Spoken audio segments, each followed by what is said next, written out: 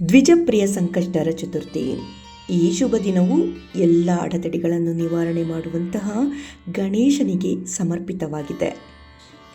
ನಮಗೆ ಸಮೃದ್ಧಿ ಹಾಗೆ ಎಲ್ಲ ಅಡೆತಡೆಗಳನ್ನು ನಿವಾರಣೆ ಮಾಡಿ ನಮ್ಮನ್ನು ಆಶೀರ್ವದಿಸಲಿ ಎಂದು ಈ ದಿನವನ್ನು ಗಣೇಶನನ್ನು ನಾವು ಪ್ರಾರ್ಥನೆ ಮಾಡಿ ಉಪವಾಸವನ್ನು ಆಚರಿಸುತ್ತೇವೆ.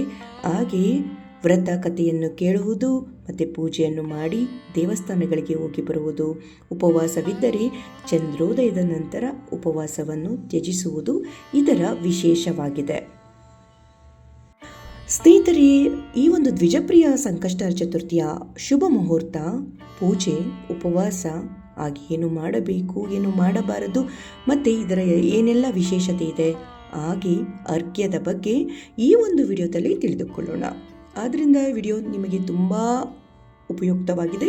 ಎಲ್ಲೂ ಇದನ್ನು ಸ್ಕಿಪ್ ಮಾಡಿಬಿಡಿ, ಪೂರ್ತಿಯಾಗಿ ವಿಡಿಯೋ ನೋಡಿ. ಯಾರೆಲ್ಲ ಸಬ್ಸ್ಕ್ರೈಬ್ ಮಾಡ್ಕೊಂಡಲ್ಲೇ ನೋಡ್ತಿದ್ರು ಸಬ್ಸ್ಕ್ರೈಬ್ ಮಾಡ್ಕೊಂಡು ನೋಡಿ. ಹಾಗೆ ವಿಡಿಯೋ ಇಷ್ಟ ಆದರೆ ಲೈಕ್ ಕೊಡೋದನ್ನು ಮರಿಬೇಡಿ. ದ್ವಿಜಪ್ರಿಯ ಸಂಕಷ್ಟಹರ ಚತುರ್ಥಿಯ ಒಂದು ಶುಭ ಮುಹೂರ್ತ ಬಂದಿರುವಂತಹುದು ಫೆಬ್ರವರಿ 5ನೇ ತಾರೀಕು ಬೆಳಗ್ಗಿನ ಜಾವ 12:09 ಗುರುವಾರದಂದು. ಇನ್ನು ಚತುರ್ಥಿ ತಿಥಿ ಕೊನೆಗೊಳ್ಳುತ್ತಿರುವುದು ಫೆಬ್ರವರಿ 6ನೇ ತಾರೀಕು ಬೆಳಗ್ಗಿನ ಜಾವ 12:22 ಅಂದರೆ ಶುಕ್ರವಾರದಂದು. ಇದು ಮಧ್ಯರಾತ್ರಿಗೆ ಬೀಳುತ್ತದೆ. ಇನ್ನು ಚಂದ್ರೋದಯದ ಸಮಯ ಬಂದು ಆ ದಿನ ರಾತ್ರಿ 9:35. ನಾವು ಉಪವಾಸವಿದ್ದರೆ ಚಂದ್ರೋದಯದ ನಂತರ ಅರ್ಘ್ಯವನ್ನು ಬಿಟ್ಟು ಚಂದ್ರನನ್ನು ನೋಡಿ ಪೂಜೆ ಮಾಡಿ ನಂತರ ಉಪವಾಸವನ್ನು ತ್ಯಜಿಸಬಹುದು. ಕೆಲವು ಕಡೆ ಸ್ವಲ್ಪ ಒಂದು ಅರ್ಧ ಗಂಟೆ ಚಂದ್ರೋದಯ ಸಮಯ ಸ್ವಲ್ಪ ಬದಲಾಗಬಹುದು ಅಷ್ಟೆ. ಇನ್ನು ಪೂಜೆಯ ಒಂದು ಮಹತ್ವ ವಿಧಾನವನ್ನು ತಿಳಿದುಕೊಳ್ಳೋಣ. ಈ ದಿನ ನಾವು ಗಣಪತಿಯನ್ನು ದ್ವಿಜಪ್ರಿಯ ರೂಪದಲ್ಲಿ ಪೂಜಿಸುತ್ತೇವೆ. ಬೆಳಿಗ್ಗೆ ಬೇಗ ಎದ್ದು ಸ್ನಾನ ಮಾಡಿ ಶುಭ್ರವಾದಂತಹ ಬಟ್ಟೆಗಳನ್ನು ಧರಿಸಿ ಗಣೇಶನಿಗೆ ನಾವು ಮೊದಲು ಗರಿಕೆ ಹುಲ್ಲು, ಹೂಗಳು ಮತ್ತು ನೈವೇದ್ಯವನ್ನು ಅರ್ಪಿಸಬೇಕಾಗುತ್ತದೆ. ಅದಕ್ಕಿಂತ ಮುಂಚೆ ನಾವು ಉಪವಾಸ ಮಾಡುವುದಾದರೆ ಮೊದಲಿಗೆ ನಾವು ಸಂಕಲ್ಪ ಮಾಡಿಕೊಳ್ಳಬೇಕು. ಗಣೇಶನನ್ನು ಸ್ಥಾಪಿಸಿದಾಗ ಗಣೇಶನ ಮುಂದೆ ನಾವು ಒಂದು ಸ್ವಲ್ಪ ಅಕ್ಷತೆಯ ಕಾಳನ್ನು ತೆಗೆದುಕೊಂಡು ಹೂವನ್ನು ತೆಗೆದುಕೊಂಡು ಈ ದಿನ ನಾನು ಉಪವಾಸವನ್ನು ಮಾಡುತ್ತಿದ್ದೇನೆ, ಆದ ಕಾರಣ ನಿನ್ನ ಒಂದು ಆಶೀರ್ವಾದ ಬೇಕು ಎಂದು ಕೇಳಿಕೊಂಡು ನಮ್ಮ ಒಂದು ಮನೆ ದೇವರನ್ನು ನೆನೆಸಿಕೊಂಡು ನಂತರ ಉಪವಾಸವನ್ನು ನಾವು ಆಚರಣೆ ಮಾಡಬೇಕಾಗುತ್ತದೆ.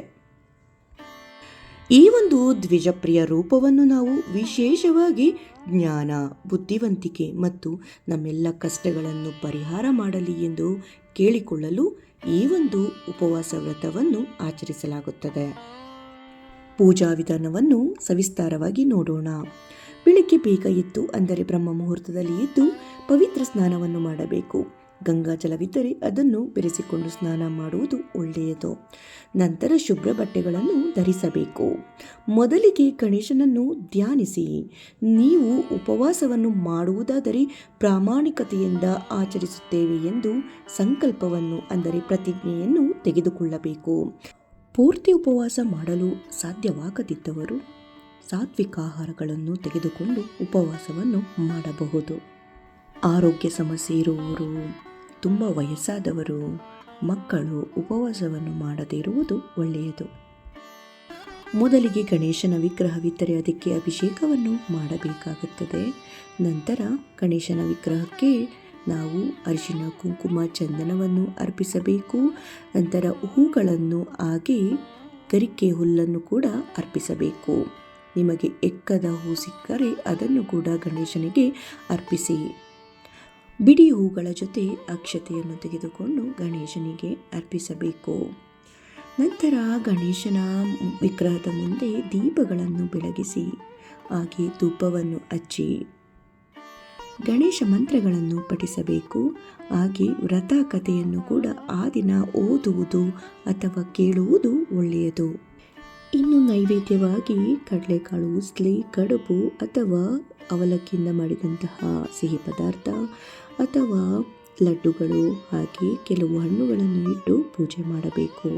ಇನ್ನು ಉಪವಾಸವನ್ನು ಮಾಡುವವರು ಚಂದ್ರ ದರ್ಶನವನ್ನು ಮಾಡಬೇಕು. ಮೊದಲಿಗೆ ಅರ್ಘ್ಯವನ್ನು ಬಿಡಬೇಕು ಚಂದ್ರನಿಗೆ. ಚಂದ್ರೋದಯದ ಸಮಯದಲ್ಲಿ ನಾವು ಅದಕ್ಕೆ ನೀರಿನ ಅರ್ಪಣೆ ಮಾಡಬೇಕು. ಅದನ್ನು ನಾನು ಕೊನೆಯಲ್ಲಿ ಏಕೆ ಮಾಡುವುದೆಂದು ಹೇಳುತ್ತೇನೆ. ನಂತರ ನಾವು ಪೂಜೆ ಮತ್ತು ಚಂದ್ರನ ದರ್ಶನದ ನಂತರ ಪ್ರಸಾದವನ್ನು ವಿತರಿಸಿ ನಾವು ಕೂಡ ಪ್ರಸಾದವನ್ನು ಸ್ವೀಕರಿಸಿ ಸಾತ್ವಿಕ ಆಹಾರವನ್ನು ಆ ದಿನ ರಾತ್ರಿ ತೆಗೆದುಕೊಳ್ಳಬೇಕು. ಸಾತ್ವಿಕ ಆಹಾರಗಳನ್ನು ತೆಗೆದುಕೊಳ್ಳುವುದರ ಮೂಲಕ ಉಪವಾಸವನ್ನು ಮುರಿಯಬೇಕು. ಇನ್ನು ಈ ದಿನ ಮಕ್ಕಳ ಕೈಲಿ ಅಂದರೆ ಮಕ್ಕಳಿಗೆ ವಿದ್ಯೆ ಬುದ್ಧಿ ಜ್ಞಾನಾರ್ಜನೆಗಾಗಿ ಕೆಲವು ಉಪಾಯಗಳನ್ನು ಮಾಡುತ್ತಾರೆ. ಅದರಲ್ಲಿ ಈ ಒಂದು ಉಪಾಯ ತುಂಬ ಶ್ರೇಷ್ಠ. 7 ಗರಿಕೆ ದಂಟನ್ನು ಕಟ್ಟಿ ಅದನ್ನು ಅರಿಶಿಣದ ನೀರಿನಲ್ಲಿ ಹಚ್ಚಿ ಆ ಒಂದು ಗಂಟನ್ನು ಮಕ್ಕಳ ಕೈಲಿ ಗಣೇಶನ ಮುಂದೆ ಇರಿಸಬೇಕು, ಪೂಜಿಸಬೇಕು. ಇನ್ನು ಮನೆಯಲ್ಲಿ ಕಷ್ಟಗಳು ಬಂದಿದ್ದರೆ, ಅಡೆತಡೆಗಳು ಉಂಟಾಗಿದ್ದರೆ ಅದನ್ನು ನಾವು ನಿವಾರಣೆ ಮಾಡಿಕೊಳ್ಳಲು ಈ ಒಂದು ಉಪಾಯವನ್ನು ಮಾಡಬೇಕು.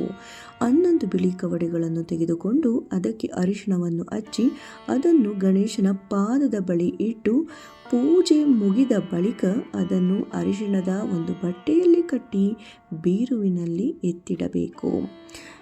ಈ ರೀತಿ ಮಾಡುವುದರಿಂದ ಮನಸ್ಸಿಗೂ ಕೂಡ ಸ್ವಲ್ಪವಾದರೂ ನೆಮ್ಮದಿ ಸಿಗುತ್ತದೆ, ಮನೆಯಲ್ಲೂ ಕೂಡ ಶಾಂತಿ ನೆಲೆಸುತ್ತದೆ ಮತ್ತು ನಾವುಗಳು ಕೂಡ ಮನೆಯ ಕುಟುಂಬವೂ ಕೂಡ ಸೌಖ್ಯವಾಗಿರುತ್ತದೆ. ಇದನ್ನು ಕೆಲವರು ನಂಬುವುದಿಲ್ಲ, ಆದರೆ ಇದು ನಂಬಿಕೆಯ ಪ್ರಶ್ನೆ. ನಾವು ಭಕ್ತಿ ಭಾವದಿಂದ ನಂಬಿಕೆ ಇಟ್ಟು ಮಾಡಿದರೆ ಮಾತ್ರವೇ ಇದಕ್ಕೆ ಫಲ ಸಿಗುವುದು. ಆದ್ದರಿಂದ ಯಾರೆಲ್ಲ ಇದರ ಮೇಲೆ ಹೆಚ್ಚು ನಂಬಿಕೆ ಇರುತ್ತದೋ ಭಕ್ತಿಯಿಂದ ಮಾಡಿ, ಅಥವಾ ಸಾಧ್ಯವಾಗದೇ ಇದ್ದರೆ ಖಂಡಿತ ನಿಮ್ಮ ಕೈಲಿ ಏನು ಸಾಧ್ಯವೋ ಅದನ್ನೇ ಮಾಡಿ, ಆದರೆ ಭಕ್ತಿಯಿಂದ ಮಾಡಿ. ಈಗ ತಿಳಿಸಿಕೊಡುತ್ತಿರುವುದು ಚಂದ್ರನಿಗೆ ಅರ್ಘ್ಯ ಬಿಡುವಂತಹ ವಿಧಾನ. ಮೊದಲಿಗೆ ಒಂದು ತಾಮ್ರದ ತಟ್ಟೆ ಅಥವಾ ಹಿತ್ತಾಳೆಯ ತಟ್ಟೆಯನ್ನು ತೆಗೆದುಕೊಂಡು ಅದರ ಮೇಲೆ ಅರಿಶಿಣ, ಕುಂಕುಮ, ಅಕ್ಷತೆ ಹಾಗೂ ಚಂದನವನ್ನು ಹಾಕಿಕೊಳ್ಳಬೇಕು.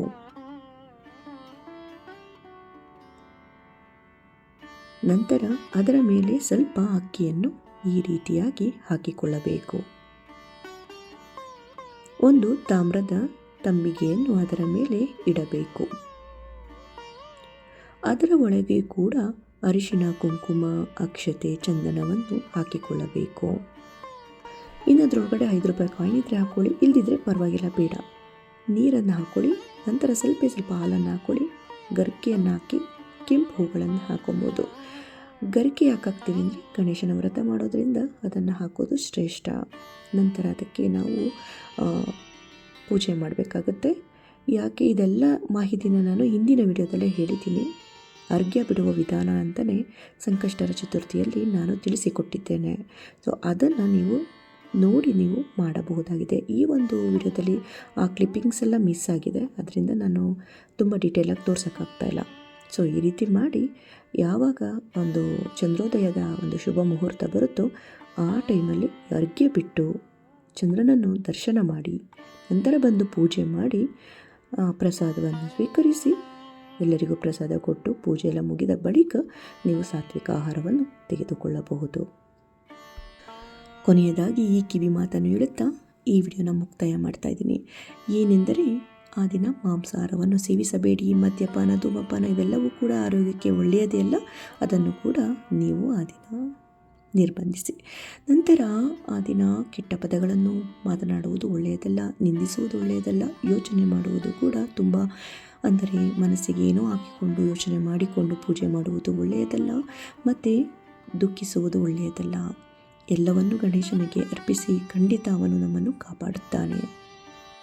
ನಮ್ಮ ಜೀವನದಲ್ಲಿರುವಂಥ ಎಲ್ಲ ಅಡೆತಡೆಗಳನ್ನು, ತೊಡಕುಗಳನ್ನು ಗಣೇಶ ನಿವಾರಿಸಲಿ. ಎಲ್ಲರ ಬಾಳಲ್ಲೂ ಸುಖ, ಶಾಂತಿ, ನೆಮ್ಮದಿ ಕರುಣಿಸಲಿ. ಈ ಒಂದು ಮಂತ್ರದ ಮೂಲಕ ಈ ವಿಡಿಯೋನ ಎಂಡ್ ಮಾಡ್ತಾ ಇದ್ದೀನಿ.